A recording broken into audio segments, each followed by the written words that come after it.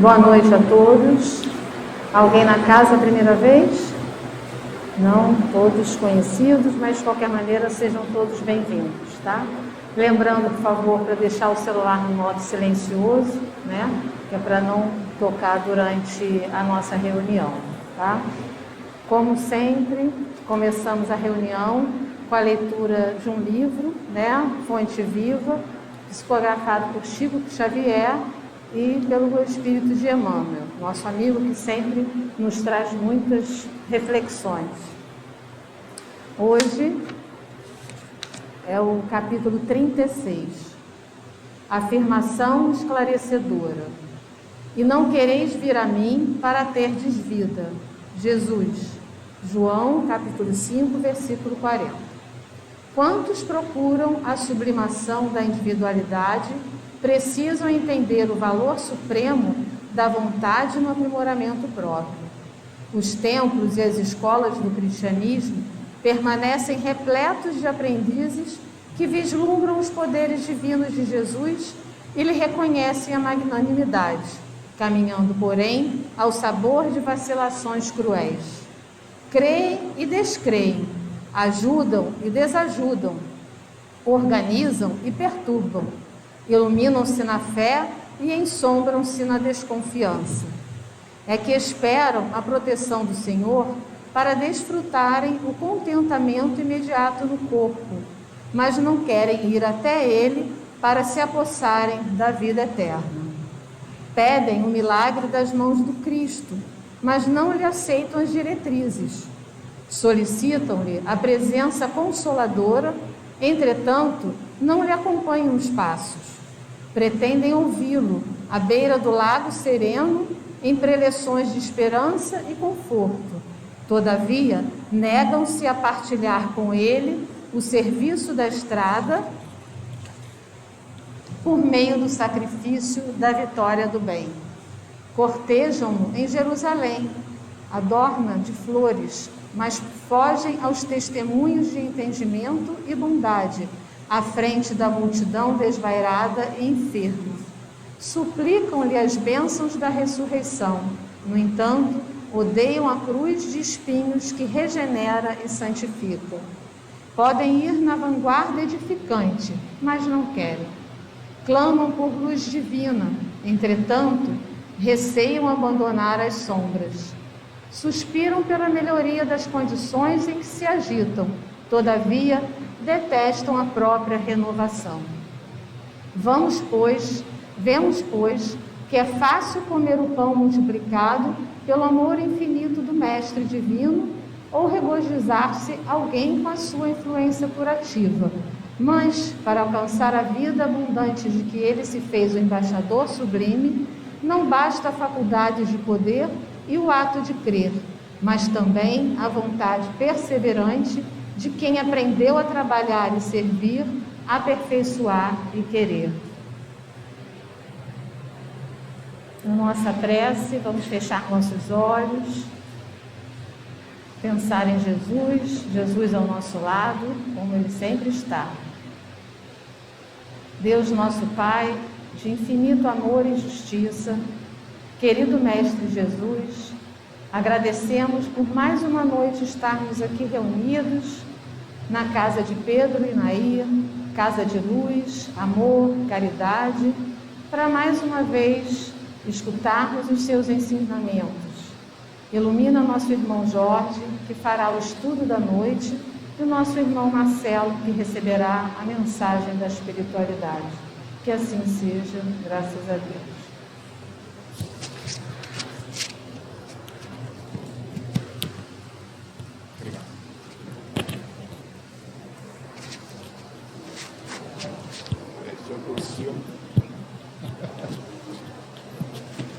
Foi? Foi.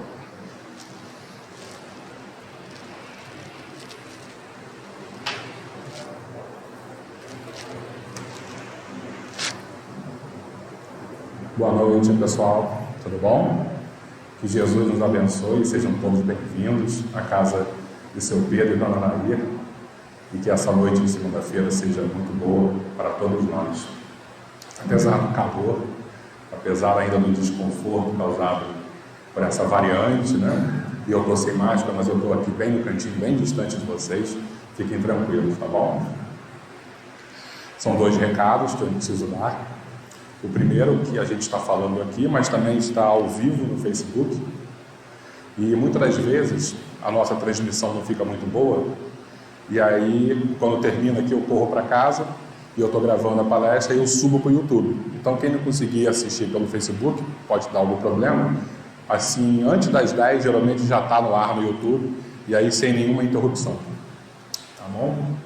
Então, vamos começar. Nosso tema de hoje é um tema bem interessante, sobre ação e reação. E nós, espíritas, como de costume, gostamos de embaralhar, confundir tudo, né? Então, quando a gente fala de ação e reação, surgem alguns mitos, algumas questões que não são exatamente o conceito trazido pelos espíritos, através de Kardec e depois através das psicografias, seja de Chico Xavier, de Valdo e tantos outros médiuns que ajudam na nossa compreensão. Então vamos lá, ação e reação. Quando a gente ouve isso, né, geralmente a gente começa tendo essa compreensão na nossa escola, né, estudando física, aí vai falar sobre ação, reação. Seria o quê? A física newtoniana. Muitas vezes a gente já ouviu falar disso. Ação e reação é física, né? É a tal da terceira lei de Newton. E o que ele diz? Eu não vou explicar, não vou ser nem um pouco assim metódico, falar sobre definição. O que eu vou dizer, basicamente, e tentar simplificar o máximo possível essa terceira lei, ação e reação de Newton, é que se você pegar, por exemplo, a sua mão e der um soco na parede, se você der um soco bem devagarzinho, você vai sentir uma resposta da parede bem devagarzinho na sua mão.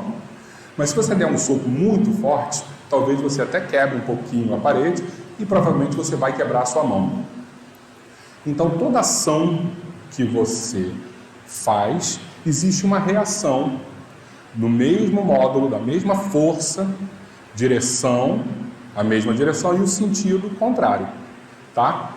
Só para a gente entender mais ou menos o que seria essa terceira lei de Newton. Você vai dar um soco na parede, em qualquer outro lugar, a outra pessoa vai sentir, a parede vai ter um impacto e a nossa mão, dependendo da força, vai quebrar, porque a gente vai receber esse impacto também.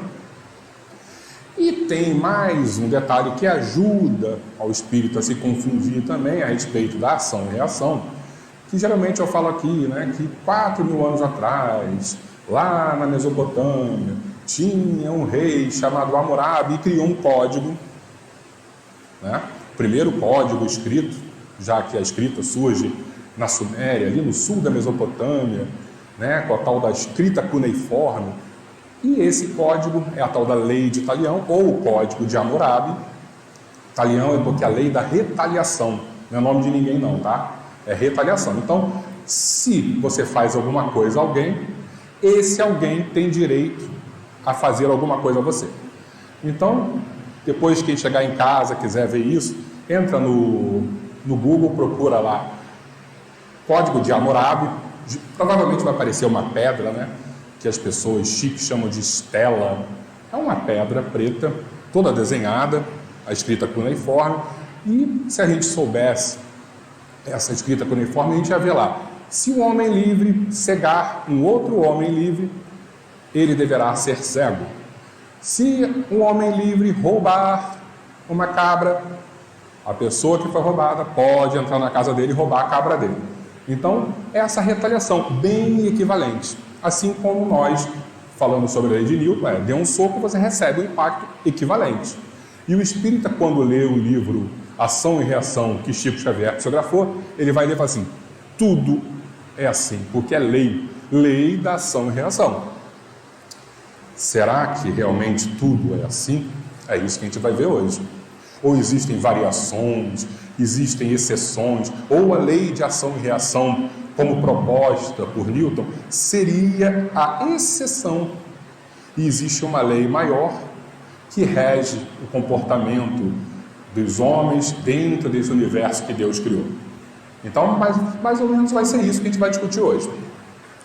Então, já que eu citei o livro Ação e Reação de Chico Xavier, que ele psicografou com o André Luiz, o espírito André Luiz, tem um caso clássico nesse livro, que eram 2 espíritos desencarnados, estavam lá, eu não lembro mais, vamos supor que fosse no nosso lar. E eles estavam tentando ir para colônias superiores, mais evoluídas. Vocês lembram? Vocês devem ter assistido o filme, né? Que André Luiz, de repente, é visitado pela mãe dele. E a mãe dele chega, conversa com ele, só que a mãe dele não faz parte do nosso lar. Ela faz parte de uma colônia superior ao nosso lar. E ele não pode ir visitá-la, né? Porque ele não tem condições ainda espirituais. Na prática, os espíritos dizem que o peso dele, o peso do perispírito dele é tão denso que ele não conseguiria galgar esferas superiores. É como se eu, gordinho, fosse subir na nuvem a cair. Eu acabo caindo. E André Luiz a mesma coisa. Não tem nada a ver com peso, mesmo se é gordinho ou não. Seria a vibração dele, a frequência vibratória dele, que faria ele alcançar níveis superiores ou não. Tá? Então, esses 2 espíritos, voltando ao livro Ação e Reação, queriam evoluir, mas não estavam conseguindo.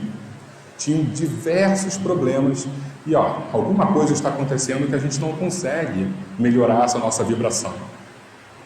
Aí, lá também acontece isso, fizeram uma regressão e aí perceberam que em uma vida muito, muito longínqua eles tinham um péssimo hábito de pegar os inimigos e eles jogavam os inimigos de cima de uma montanha e esses inimigos morriam com a queda. E aí eles perceberam que de alguma maneira eles tinham que resolver isso.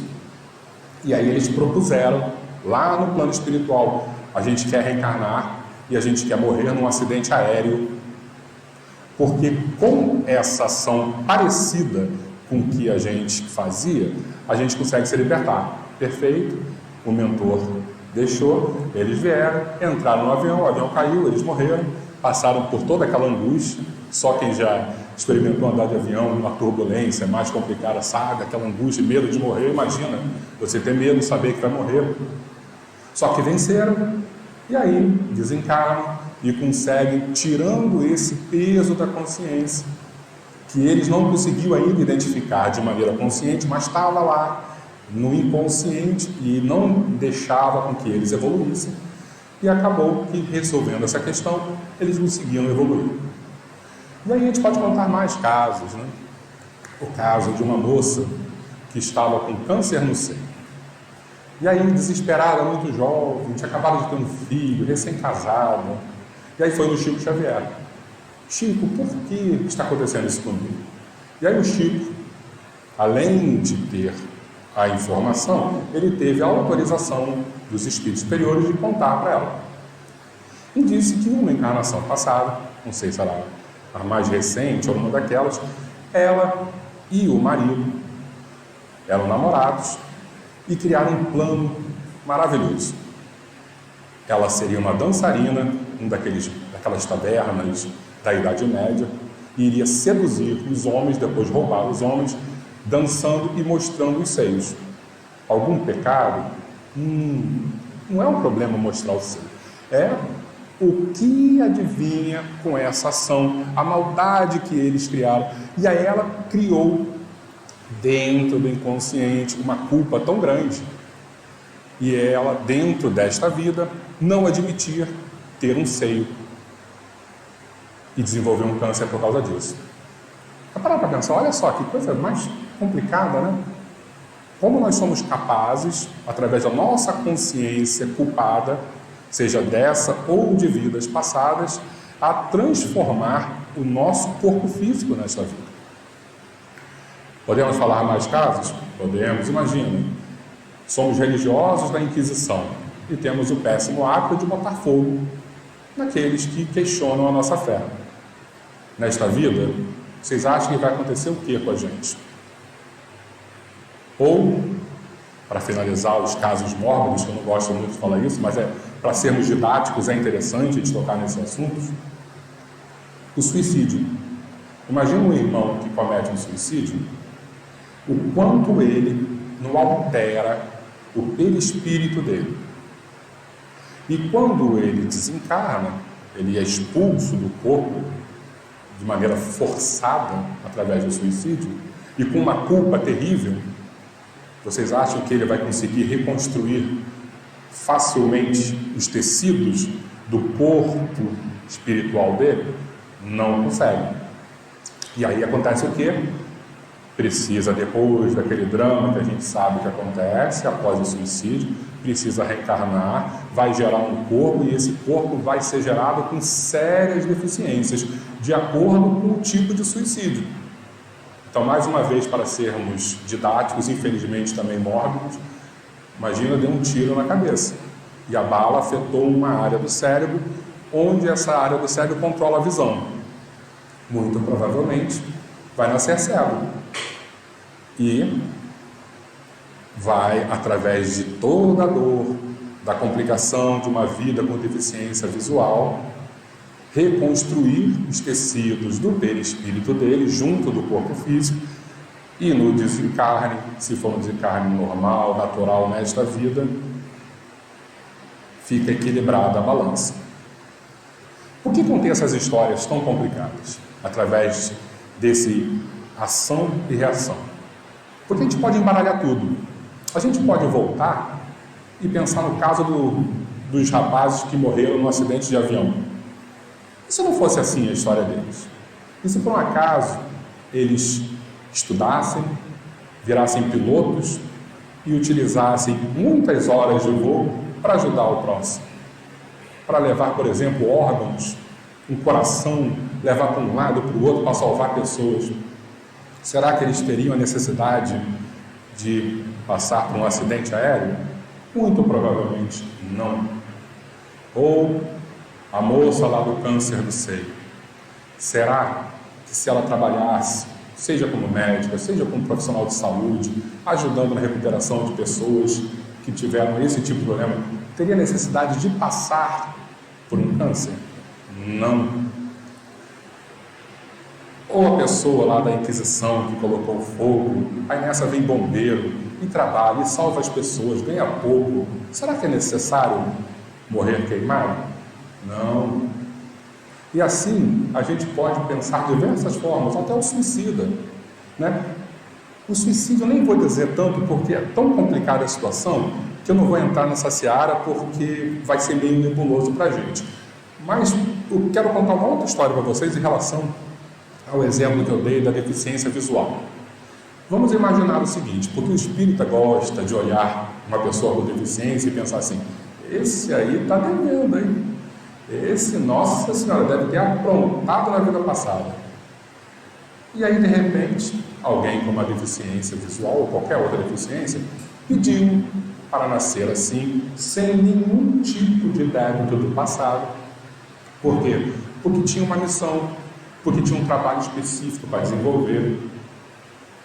Tem uma história de um espírito muito iluminado que queria, na programação desta vida, nascer e criar uma escola para deficientes visuais. E aí o mentor falou assim, achei a história maravilhosa, gostei muito desse seu projeto. Não seria mais fácil, nesta vida, você nascer com deficiência visual para entender na pele o que é ser um cego, e na outra você vem com esse projeto? Perfeito. E aí a gente olha assim, esse aí deve ter usado os olhos para seduzir as mulheres. Nada disso. Às vezes ele tinha um projeto nobre e estava aqui para ajudar. E é isso que a gente precisa entender. Por isso que eu falei que ação e reação às vezes parece ser assim uma lei muito rígida, mas não é tão rígido assim. Porque muitas das vezes a gente vem com algum tipo de problema e isso não quer dizer que estejamos resgatando erros, dívidas do passado. E muitas das vezes a gente vem com problemas também e estamos resgatando, mas é só um pedacinho. Por quê? Porque quanta bondade a gente pode fazer pelo caminho e diminuir esse desnível da balança com a lei de Deus. E aí eu queria conversar com vocês a respeito da dor, o papel terapêutico do sofrimento, porque todos nós sofremos aqui, né? Ou só eu que fico no meio da pandemia com medo de adoecer, só eu que todo dia acordo assim, ai meu Deus do céu, hoje eu estou com febre, hein? Hoje eu estou com febre. Só eu que sou medroso? Só eu que... Aposto que vocês também têm lá os problemas de vocês. E qual é esse papel terapêutico? Imagina que todo dia a gente acordasse, se sentindo bem, com saúde, olhasse no espelho e falasse, meu Deus do céu, como eu sou bonito, como eu sou inteligente, como é que seria a nossa vida? Ou a gente olhar assim, hoje eu não estou bem, hoje eu estou isso, as dores, as quedas, as perdas, o quanto isso pode ser importante para o nosso amadurecimento. Por isso que é interessante, quando a gente faz essa análise de ação e reação, enxergar também o papel terapêutico da dor. Porque muitas vezes a gente está sofrendo e a gente está sofrendo porque erramos no passado. Por que Deus permite isso? Justamente porque é uma terapia. A nossa doença, muitas das vezes aqui, os nossos medos, as nossas perdas, são a nossa cura. E é isso que a gente tem que ter em mente. Por mais que a gente não queira sofrer, e a gente não tem que buscar sofrimento. Que tem gente que é masoquista, não? E gosta de buscar sofrimento. Não é essa a proposta. Mas se estamos sofrendo e está difícil de vencer essa dor, é tentar entender por quê e como eu vou sair diferente depois que eu resolver essas batidas que o martelo está dando na nossa cabeça. E aí eu vou contar mais uma história para vocês, que eu acho que a gente vai entender o papel da terapia do sofrimento. Há uns anos eu estava olhando e estava pensando assim, por que os animais sofrem? Se os animais não têm consciência, né? Imagina, um burrinho. O burrinho não tem consciência nenhuma. Então ele não está espiando nada do passado. Ele não tem nenhum débito do passado, não tem karma, não tem lei de causa e efeito com ele. E a gente olha às vezes os burrinhos na rua, apanhando, carregando um peso que você olha, ele não está preparado para carregar esse peso. É muito mais complicado para ele do que ele pode carregar. Por que os animais sofrem? E eu não tinha resposta sobre isso. Eu olhava, ficava procurando as respostas,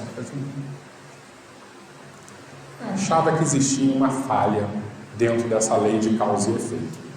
Aí um dia eu comecei a procurar no Google.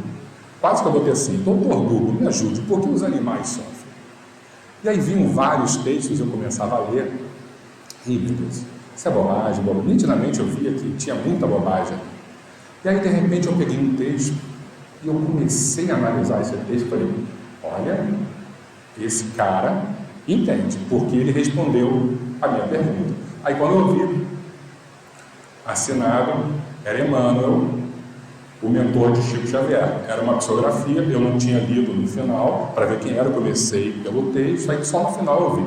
E aí o que ele diz mais ou menos a respeito do sofrimento dos animais? Como os animais não têm consciência, eles não podem estar sujeitos à lei de ação e reação, causa e efeito. Não podem. Mas sofrem. E existe um ganho com esse sofrimento. Esse ganho é acelerar a evolução deles para alcançarem o estágio de seres humanos. Que os espíritos dizem que existe uma linha de evolução que começa no animal e que vai chegar até, por exemplo, nos anjos, para simplificar. E nós somos os intermediários, os seres humanos não somos nem anjos nem animais. E eles vão evoluindo, vão aprendendo, vão ganhando experiências, até que o momento que surge a consciência e eles podem se chamar de seres humanos. E a dor, o sofrimento, acelera essa evolução. Então imagina, um burrinho selvagem. Imagina que ele tivesse, assim, 1000 anos até chegar no estágio de homem. Eu estou chutando um valor absurdo. Mas quando ele é domesticado, mesmo que passe por sofrimento, ele acaba tendo algumas características com essa relação humana forçada pelo homem, que ele acelera esse processo. Quer dizer que nós vamos maltratar animais para fazê-los evoluir? Não, porque nós não somos psicopatas. O amor, quando a gente cuida, por exemplo, de um cachorrinho, acelera muito mais. É só você ver o quanto que os lobos evoluíram e virarmos seres muito mais dóceis, muito mais próximos, né, dos seres humanos, o quê? Com a domesticação, com amor, com carinho, com cuidado. Então, quer evoluir um animal, um bichinho? Dê amor a ele, não tem que maltratar. Mas a gente precisa entender por que ele sofre. E dentro dessa explicação, Emmanuel diz que nós também sofremos, muitas vezes sem débitos do passado. Olha só, caindo por terra, tudo aquele que a gente acredita, né? Se eu estou sofrendo é porque eu errei no passado. Ele diz que não, porque com a gente é a mesma coisa. O sofrimento também acelera a nossa evolução, essa nossa caminhada até chegar à angelitude. Então, perguntar para quem já foi mãe aqui, deve ter sofrido, né? Acordar toda noite. Se bem que hoje os homens também acordam, mas não na mesma proporção que as mulheres. Mas não é um sofrimento? Acordar toda noite, várias vezes à noite, para cuidar do nenenzinho. Aí o neném está lá com febre, não consegue dormir. Ah, na vida passada eu maltratei as crianças. Não.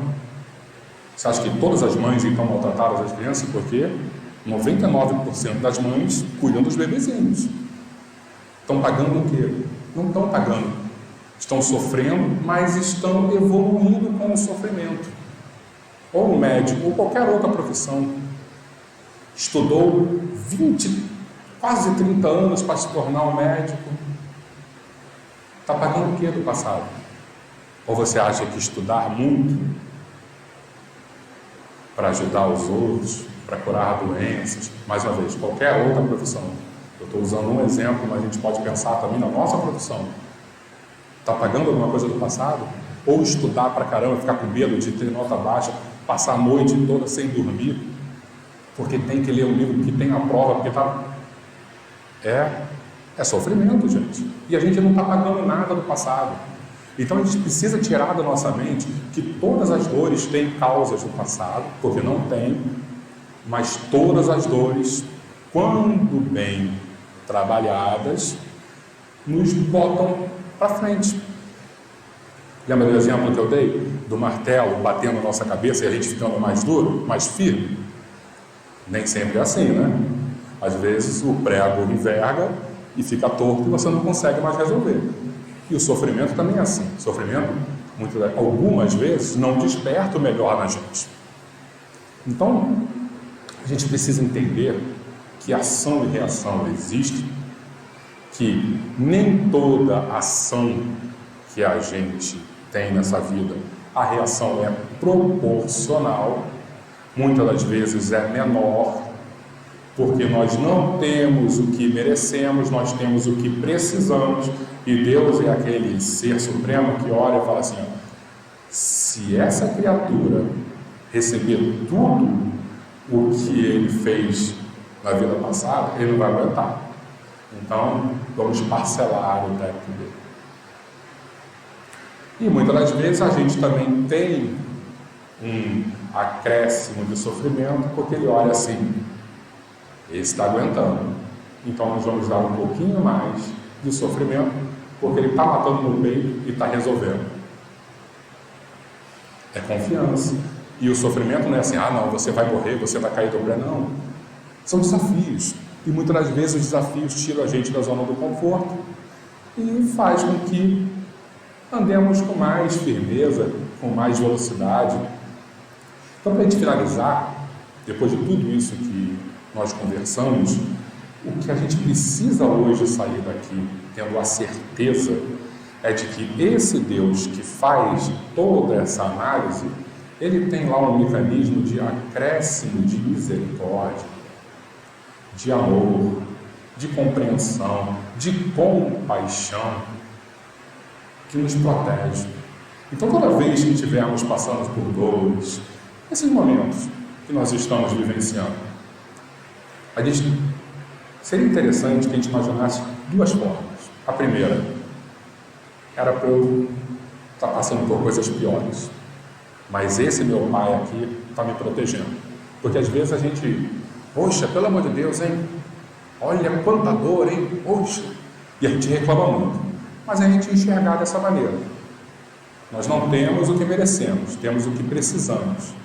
E às vezes o que precisamos um pouquinho só de dor. Só que essa coisa pequenininha de dor, não estou falando que as dores de vocês sejam pequenas, não, mas às vezes nós estamos com problemas pequenos e isso tira já o nosso chão, não é nem um pedaço do problema que arrumamos no passado.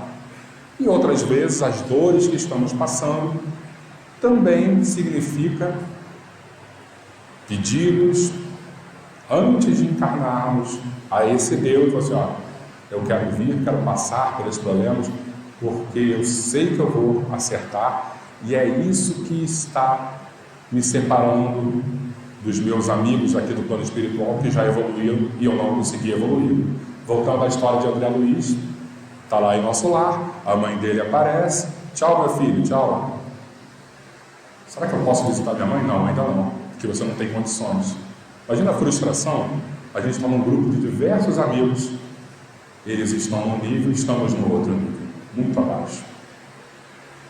Como é que eu faço para evoluir? A maneira mais fácil? Trabalhando, amando, sofrendo, enfrentando. Eu quero isso tudo nessa vida. Será? Vai que eu aguento. E a gente chega aqui, não quero. Não, vamos, agora que a gente pediu, a gente vai. A gente pediu, gente. Ou você acha que nós estamos aqui por acaso, não sabíamos que íamos passar por essas dores e esses problemas? Todo mundo sabia. E a fila era grande para reencarnar. Por quê? Porque a gente quer subir, a gente quer evoluir, a gente quer sair daquela região ainda densa e queremos vivenciar áreas mais puras, cores mais vívidas, músicas mais espiritualizadas, tudo isso que existe no plano espiritual nobre e que a gente de vez em quando tem um acesso, de vez em quando a gente ouve, ou como André Luiz fazia, de vez em quando ele dormia, e aí em nosso lar ele conseguia chegar e visitar a mãe com o desdobramento do perispírito dele. Olha que confusão.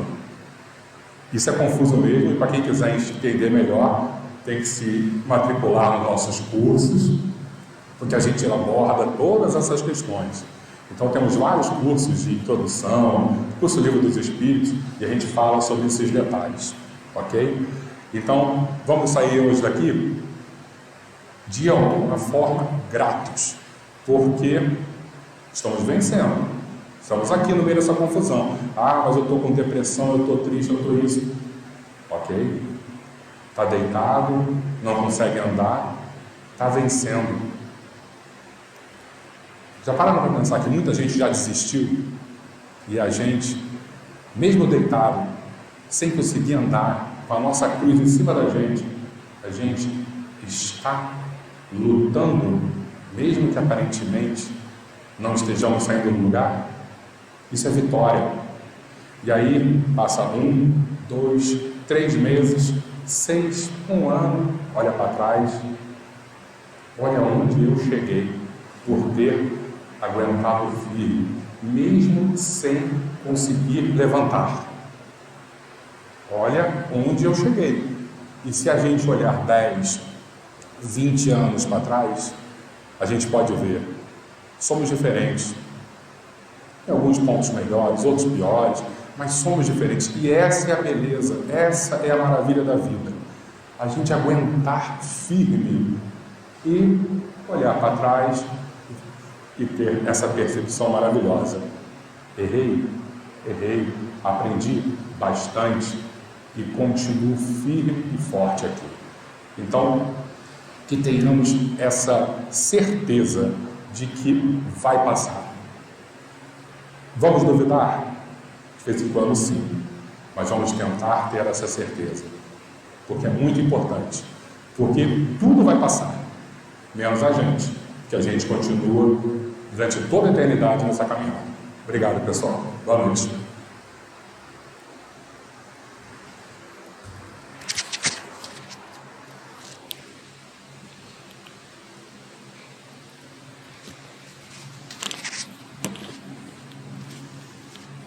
Deixa eu tirar a máscara. Boa noite a todos. Vamos lá. Cheguei aqui trazido por um grupo de pessoas que me deram amparo quando acordei e nada entendi. Pedia explicações e as poucas recebidas, na medida certa, foram aos poucos me esclarecendo. E depois de entender, não queria aceitar, pois não lembrava de nada o que tinha comigo acontecido. Depois de um bom tempo, na companhia desses irmãos, entendi e aceitei que havia morrido. Quer dizer, eu acho. Convidado aos estudos e trabalho, o mapa da vida se descortinou a cada instante na minha mente.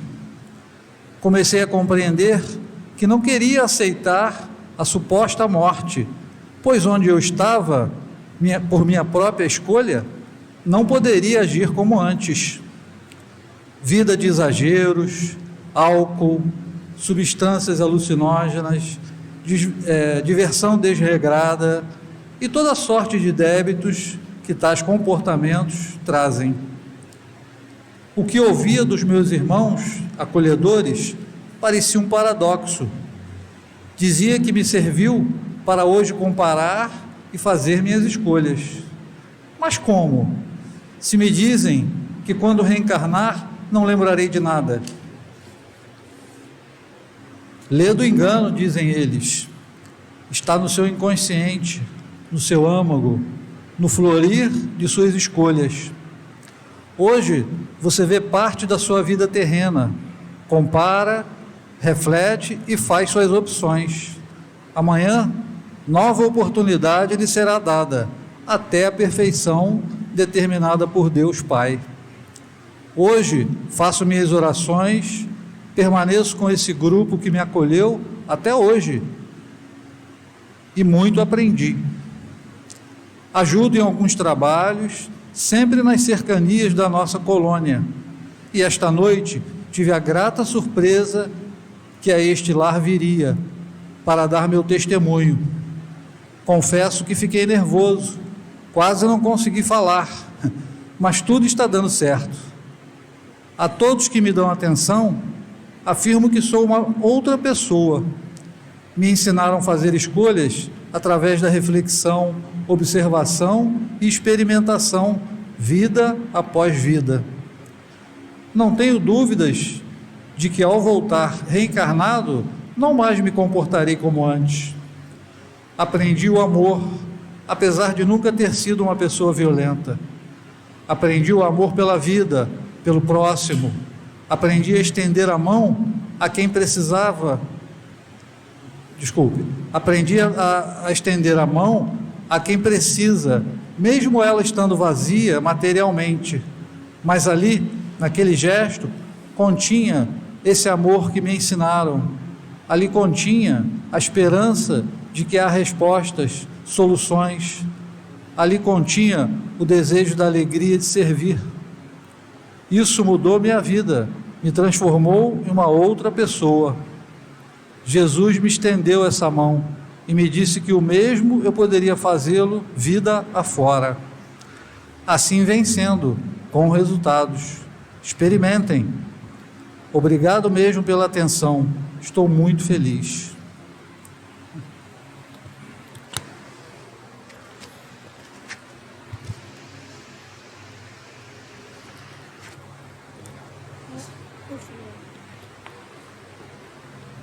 Vamos à nossa prece final, fechando os olhos novamente. Amigo Jesus, quantos ensinamentos, quantas palavras, que possamos no nosso dia a dia saber aproveitar tudo isso que ouvimos hoje aqui. Que possamos nos lembrar, principalmente nas horas dos nossos sofrimentos, nas nossas dificuldades, lembrando que precisamos ser resignados, mas resignados com trabalho, trabalhando todo dia, tentando ser menos egoísta, menos orgulhoso, menos vaidoso, mais caridoso, vendo mais o nosso irmão que também tem necessidades e sofrimentos como nós. Querido Mestre, pedimos por nossos irmãos que sofrem, sejam irmãos encarnados ou desencarnados, em especial por aqueles que desencarnaram pelo suicídio, que a querida Maria de Nazaré e sua falange possam estar sempre com eles ajudando, e os nossos irmãos ainda encarnados, mas com pensamento suicida, que também possam ser ajudados através da sua luz, do seu amor e do seu carinho, e desistam desse ato. Que tenhamos um restante de semana de harmonia, de paz e de luz, e que voltemos em paz também para os nossos lares. Que assim seja, graças a Deus. Vamos passar agora para a segunda parte, né, que é o passe. Aí eu peço que continuem em silêncio, em prece, né, para manter essa harmonia, manter esse ambiente, que a gente sabe, a gente sempre repete. O nosso tratamento, o que a gente precisa, não é só lá na sala do passe, né? Começa quando a gente entra aqui, passa por aquele portão, nós já estamos sendo ajudados. Então a gente tem que aproveitar ao máximo todo esse amor, toda essa paz que a gente recebe dos nossos amigos da espiritualidade, e aí vamos nos manter em prece e em harmonia aqui também. Quem achar que não precisa passar pelo passe, quiser já retornar para o seu lar, não tem problema, tá? Mas enquanto isso, vamos aguardar um pouquinho ali. Uma ótima